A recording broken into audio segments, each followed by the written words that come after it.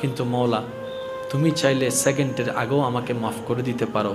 আল্লাহ সেই আশা নিয়ে ভরসা নিয়ে তোমার নবী রহমাতুল্লিল আলামিনের ভালোবাসা নিয়ে আল্লাহ তোমার দরবারে এসেছি। আল্লাহ তুমি তো রহমান, তুমি তো রহিম, তুমি তো গফফার, তুমি তো সত্তার, তুমি তো খালিক, তুমি তো মালিক।